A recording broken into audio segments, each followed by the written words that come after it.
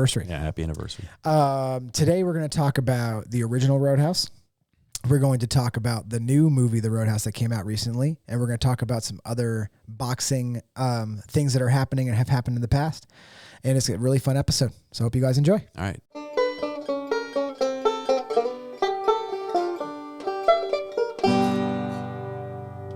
Hello, everybody, and welcome back to Mish Men Podcast. Today you're here with me, Dustin Labar, and to my left, direct and immediate left, my partner in crime, Mr. Adam Mauser. How do you do? I hope everybody's doing well. It's been a fun couple weeks. Hope you guys have enjoyed the last couple episodes. Today, well, if you're listening today, yesterday was the eclipse. Yeah. So and there's been some earthquakes too. Yeah, you seen that? I had that. There was that one in Taiwan. And there's one in New York today. Oh, was there? I didn't hear that about that. Yeah, like 10:30 this morning. Oh, really? Was it a big one? It wasn't big, but it's an earthquake. I think there was one in Mexico also. Okay. I don't know. I saw somebody said it was the Babylon Bee. It was like China offered to send 100,000 troops to aid in the sure they did from Taiwan. So hopefully you didn't stare directly into it. Yeah. And if so, you're probably sore today or can't see if you did. So hopefully you didn't do that. But well, you can collect disability now. Yeah, collect disability. You can file it against the sun and the moon. That's right. And then you should be able to live your life. So today I thought we'd talk about something a little fun and funny. Is they just redid Roadhouse. So the original Roadhouse had Patrick Swayze. Yep. And it's a classic 80s like fight movie. Yeah. Right? Like it's like these funny fight scenes. The way he he's like essentially, if you've never seen the original Roadhouse, they bring in Dalton? Sam. No. Dalton. What's his name? It's Dalton. Oh, I don't remember his name. Anyway, that's bad that I can't remember. But he basically this Roadhouse bar.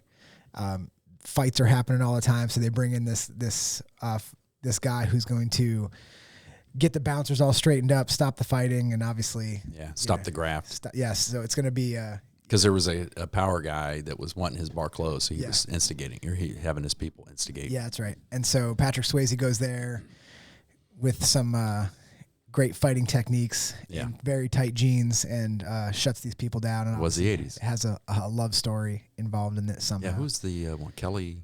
I forget her name. Yeah, I did too. We could probably look it up. But it's a very classic 80s movie, and very, if you watch it now, it's pretty funny. Like I've watched it recently. There's the band behind the cage and everybody throwing bottles at them, and they just keep playing. You know who that band was? That was a real band. No. It was a blind guitarist. Yeah, I knew the guy was blind. Jeff, it'll come to me in a minute, but that was a legit band. He had a hit song shortly after that movie. Okay. Around the same time as the movie. He had a good voice. Yeah. Yeah, it was good. Angel Eyes, that was the name of his big hit song. And he's blind? Yes. Oh. Well, he was singing about someone else. I figured, but that's just like just a classic, misunderstanding. But it's a good fight movie. Then fast forward to 2024, and they decided to remake Roadhouse. Yeah. So Jake Gyllenhaal plays. Well, first, you said there were some scenes in Roadhouse that you didn't like or that weren't your favorite. Let's talk about those first. So the original Roadhouse, like we mentioned, Patrick Swayze's character comes in, Dalton, and then he sees the trouble he's in. So he's like, I need to get my buddy down here. Sam, who was that? Elliott? Sam Elliott Sam played Elliott. his buddy. Yeah. Sam Elliott's just cool. Best mustache in the game. Yeah. Yeah. And then, so the guy that kind of owned the town, basically. Yeah. Ben Gazzara played him. He's probably in his early 60s. Mm-hmm. And Patrick Swayze has beat up everybody in the town possible at least once, punched somebody once. Easily. Including a legit martial artist. That guy was a real martial artist that played his His nemesis. rival. Yeah. The guy that worked for the power guy. Yeah.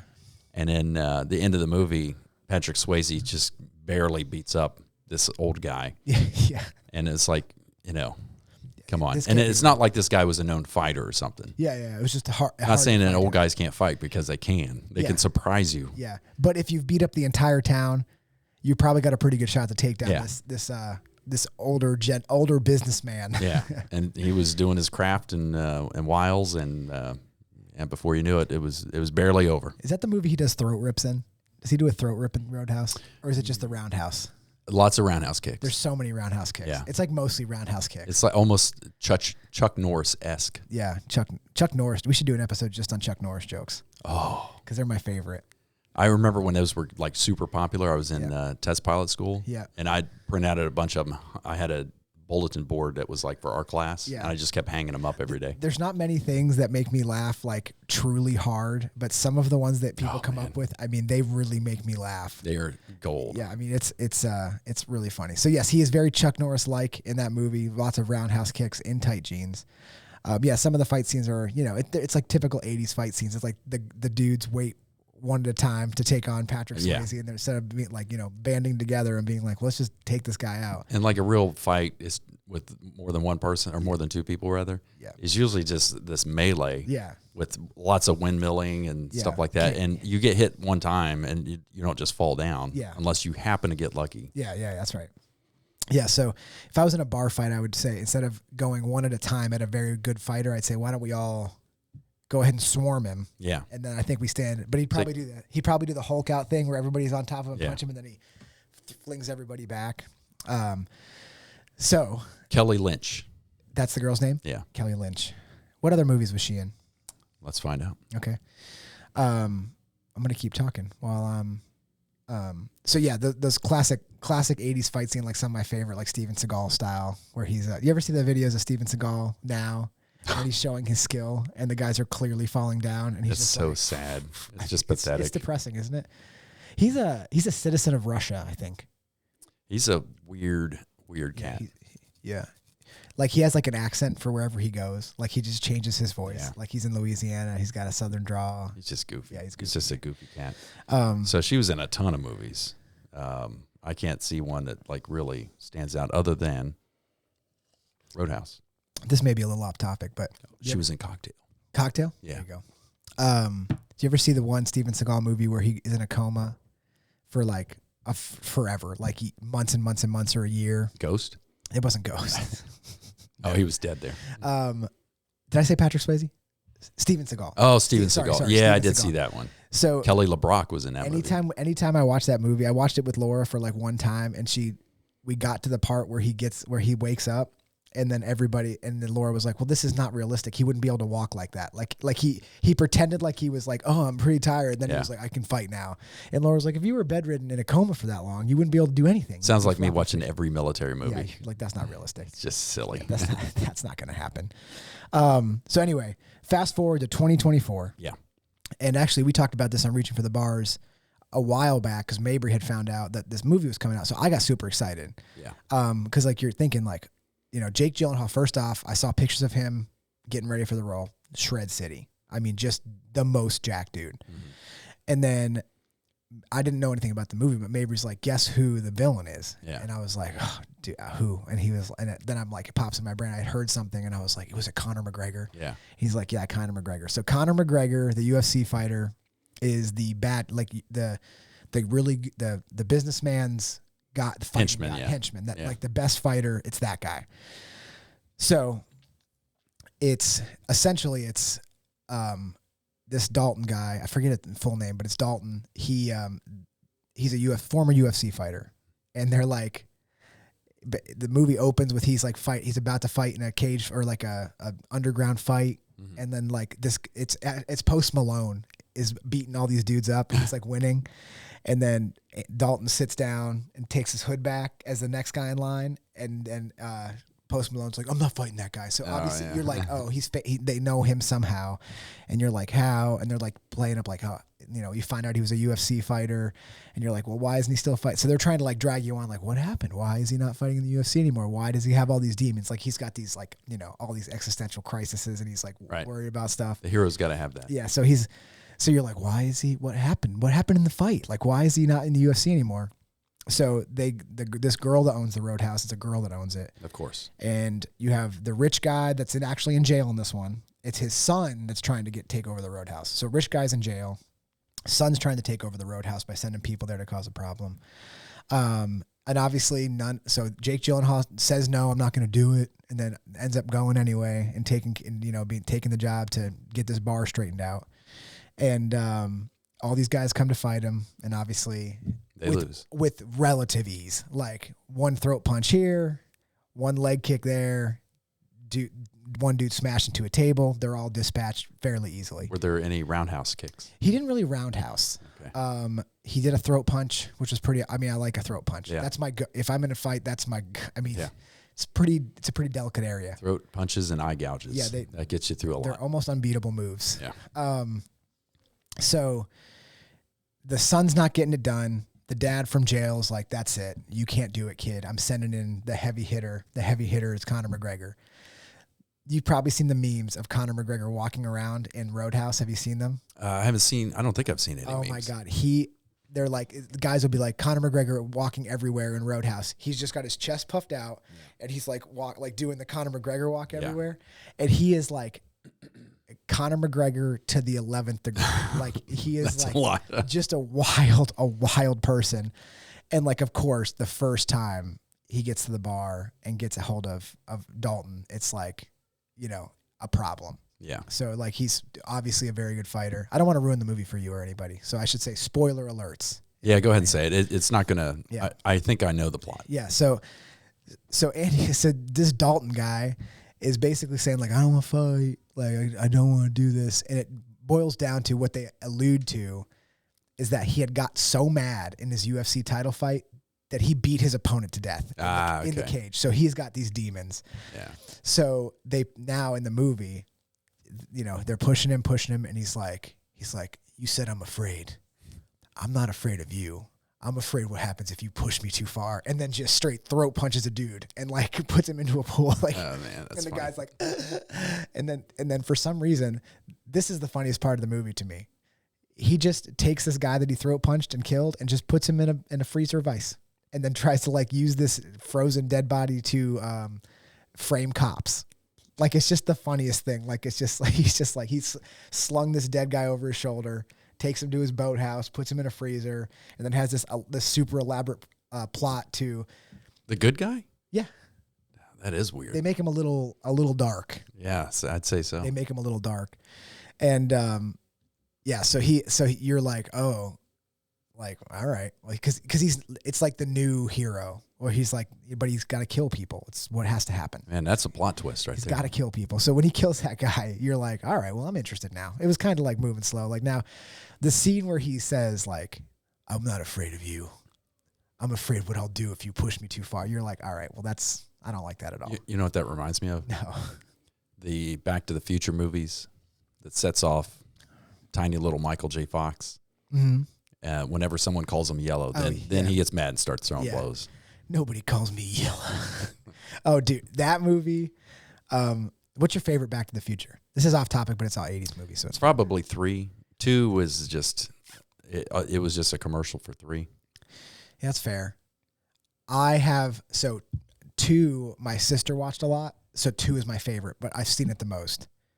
And I didn't watch 1 as much as I watched the other one, so I like 3 better than I like 1. But now that I'm older, I like to watch them in succession. Yeah.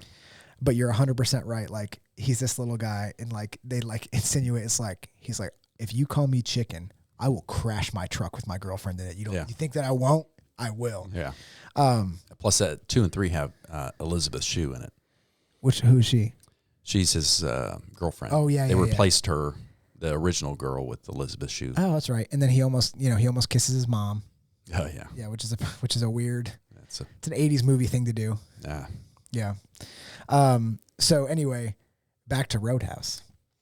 So Conor McGregor, obviously he's just there's so much stuff going on. They go to a yacht, but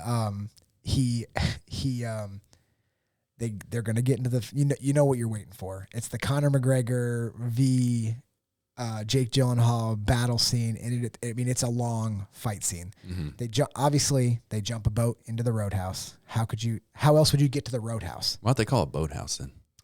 Well, it's on a road. I don't think they were thinking the boat was going to be there. So it's a roadhouse bar. Roadhouse on the front, boathouse on the rear. There you go. Is that it's like fair? a mullet. So yes. So obviously They're getting a fight in a boat, which happens all the time. They hit the throttle full speed by accident. Right. They're careening towards the roadhouse. Was there an explosion? Well, yeah, of course. Yeah. How else would the? I don't understand the question. Yeah, of course. So they jump. So they just launch this boat, 100 yards in the air, and it lands in the roadhouse, but doesn't go through the whole restaurant. Just lands maybe 10 feet. Like this massive boat just lands maybe 10 feet inside, and then Conor McGregor gets out of. He's got in a truck somehow, drives a truck into the roadhouse to find Jake Gyllenhaal, who's just flown a boat into the roadhouse. And then he starts yelling his name, and then the battle ensues. Yeah. And you're thinking, time out. Yeah. Does Jake Gyllenhaal's character Dalton, does he still have the frozen body in his? No, at this point he's used the frozen body to frame the local corrupt police. There's two weird storylines going on. Okay. And the corrupt police one is they kind of put it in there because his love interest, the chief of police is his love interest. That's his daughter. Okay. So obviously the guy's corrupt, but he's not like they threw it in there. It was not really a great part of the plot, and they got rid of it pretty quick. Huh, that's weird. Yeah. So like the chief of police was like, obviously like, you're not going to be in my town. And then immediately was like, you saved my daughter. I'll get you out of this murder charge. And you're like, okay, well that happened so quickly. Like you flip-flopped. You're the worst crooked cop I've ever seen. And so that storyline, like you kind of see it and you're like, oh, this guy might be a problem in the movie. He was not at all. No problem at all. Like you thought it was going to be a bigger deal because he's the law, but it was almost not an issue. And so Conor McGregor and Jake Gyllenhaal square off, and I didn't realize at the time, but you're kind of like, it's on the table that somebody's going to die because he's already killed that guy, and they fight to the ascent. I don't need it. I think you can figure out who won, but they fight to the death essentially. Okay. And did the loser go in the freezer? No, that he left him there. He limped out, and like nobody even followed up. Like he just, like they were just like, yeah, he's dead. It looks like self-inflicted stick wounds to the neck. It's a pretty typical, murder or suicide. But so Conor McGregor, so I said all that to say Conor McGregor actually did a pretty good job. He plays a really good bad guy. I don't know if you find that surprising. Not really. But you do not like him. Like you don't like him almost immediately. Yeah. Like the way he walks around, the strutting and like his overall confidence, you're just like, I don't like this at all. And you're hoping that Jake Gyllenhaal beats him up. And Jake Gyllenhaal actually said, I watched a bunch of interviews with him, but they were doing a fight scene where Conor actually hit him by accident, and he was like, it stinks, like a lot. Yeah.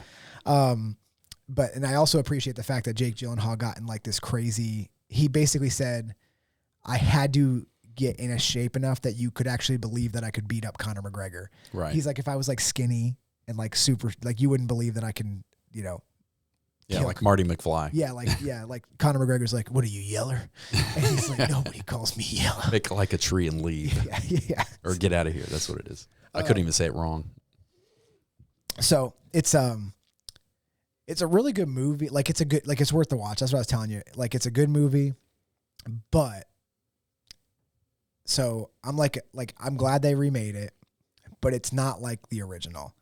Like it's not like it at all. So if you're going into it expecting it to be like exactly like the original, just remake, like shot for shot. Like remake. it's not. It's not. It's like he's crazy. Like he's obviously has these massive demons, and he's like willing to like kill, like he's basically saying, like in the UFC fight they show like he's dreaming about little bits of it. So you're like, oh, what happened? Oh my God. It's like he's a champion in the UFC, and then he's the guy punches him in the face, and that makes him real mad, like super mad enough to kill him. Yeah. But if you sign up for a cage fight, I mean, that's probably going to happen. Right. In reality. You shouldn't be surprised with the punch in the face. Yeah, you shouldn't be surprised. So anyway, it made him so mad that he hit the guy, knocked him down, and then even with the ref trying to pull him off of him, he still kept. Oh, so this wasn't like you remember Ray Boom Boom Mancini? This is early 80s, like 83. Was he a boxer? Yeah, boxer. Yeah. And he killed, he had a Korean opponent, like a South Korean guy. Yeah. And he beat him up so bad the guy ended up dying in the ring. Well, I don't know if he died in the ring, but shortly after. But shortly after that, he died, and it just messed Ray Mancini up. Like I don't think he boxed again after that. There was a UFC fighter. I do know this. Oh. Ray Mancini did not take his dead body and put it in a freezer. Are you sure? It's purported. Okay, that's fair. Two things. What the heck was I going to say about the first one? So we're talking about. Oh, how it was different? No, I was talking about something with that. Oh, anyway, well, I had two things.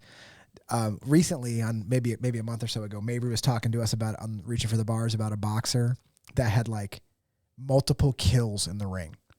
Like he had like he had hit people hard enough to kill them. Like a WBA boxer somewhere like in the boxer, state. Yeah. WBC or one of those. Whatever it is.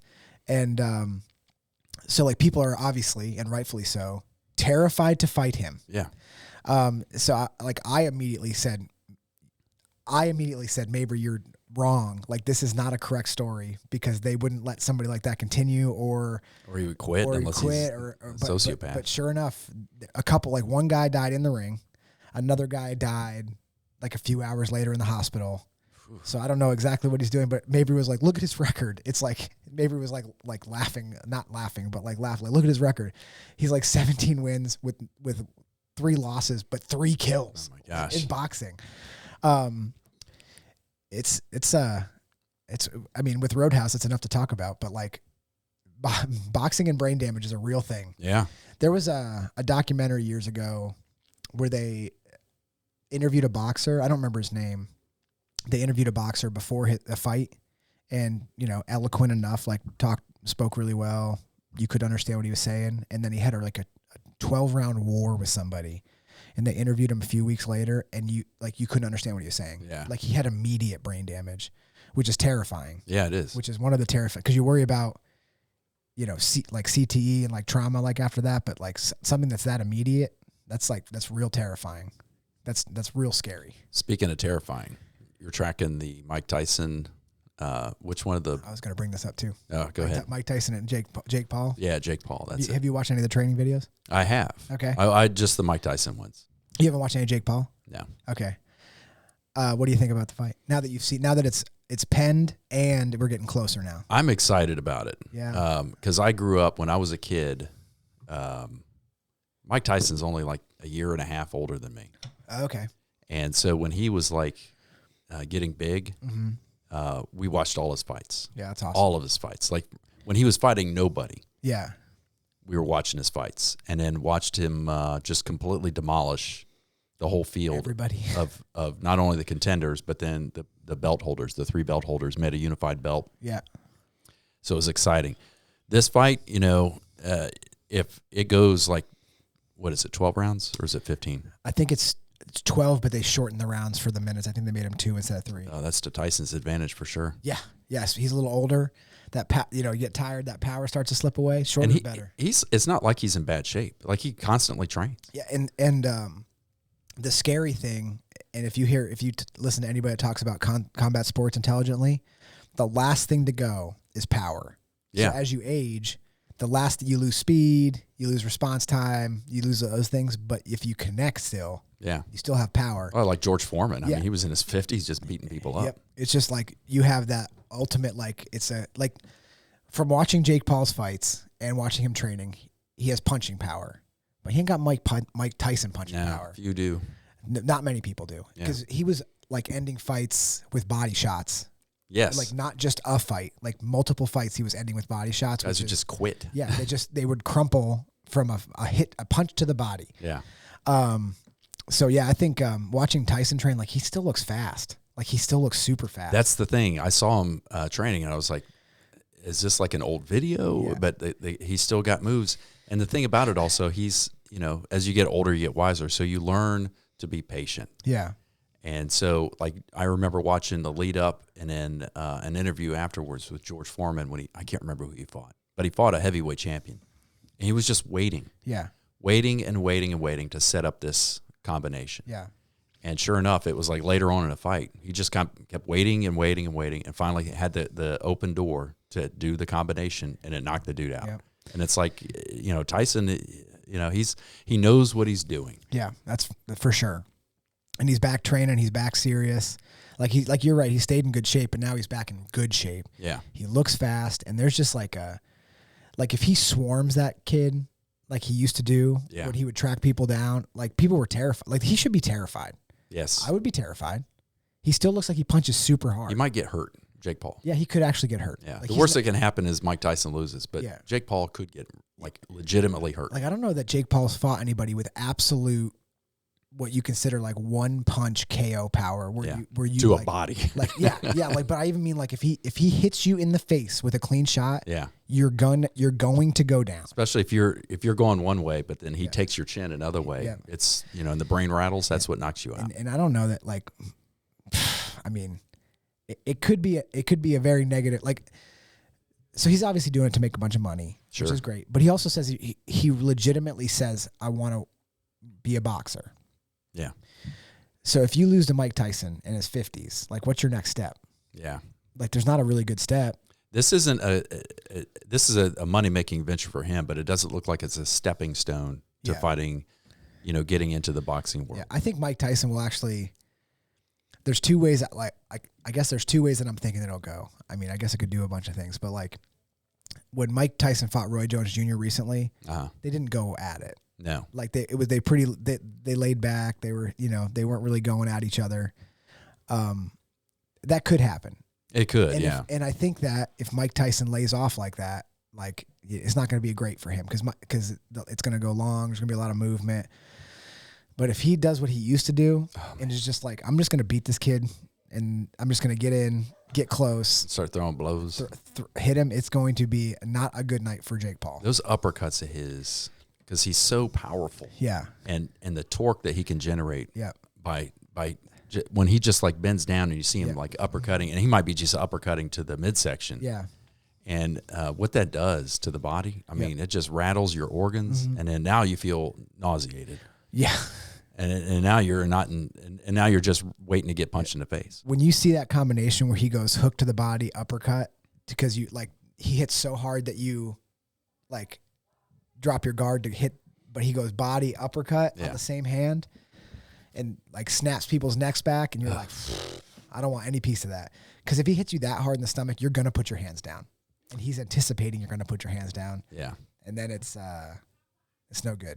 I hope it's not one of those where it just goes the full distance and then Jake Paul, let's say, wins on points. Yeah. And at the end of it, we're like, I was kind of hoping for something exciting. Have you heard the rules? You probably haven't if you're saying that. There's no judges scoring the bout. So that means it's either a draw or somebody wins by knockout. I like that. I like it. I just hope they take it seriously. And they also are wearing bigger gloves, 14 ounces versus 12 ounces. I thought they were doing 12. I thought I read they were doing 12 ounces. Maybe it's changed, but the thing that I read said they were going up in size on the gloves. Okay. Yeah. Wait. Yeah. That's right. I mean, I wish they went smaller. Yes. Like MMA gloves. Mike Tyson. Dude would not have a chance. Yeah. Oh my God. I couldn't imagine. Yeah. Near bare knuckle. We talked about it when Makai was here, but I'm telling you right now, if Mike Tyson was wearing MMA gloves, I don't know what it would take to get me to take a punch in the face of that guy. It's not happening. Even at when you see him training now, even me, I'm like, that's a problem. That is a big problem. That's a 50-year-old problem. Yeah. Yeah. That's got some wisdom under him now. Yeah. And plenty of power. And still plenty of power. So anyway, let's tie a little bow on this. Go see Roadhouse, or I should say go see it. Watch it on Prime Video. Yeah. It's worth the watch. You'll see some of the funny scenes I'm talking about. It's a good movie. Like you'll be entertained. But it's not the original, so don't be expecting it to be the original. But it's overall a show that you should go ahead and check out. So one quick question on it before you go. So do they have like a Sam Elliott character, like an older aged, wiser mentor to? Not really. Okay. Not really. He has. It'd been cool if it was Sam Elliott though. Oh my God, that would have been cool. That would have been cool. He's got a cool voice. He does. He has the best voice. Yeah. Yeah, he doesn't really have anybody that he can like lean on for advice. Yeah, He's just kind of out there just punching people in the neck. Yeah, that's what you gotta do sometimes. All right, guys. Well, we appreciate you all listening in.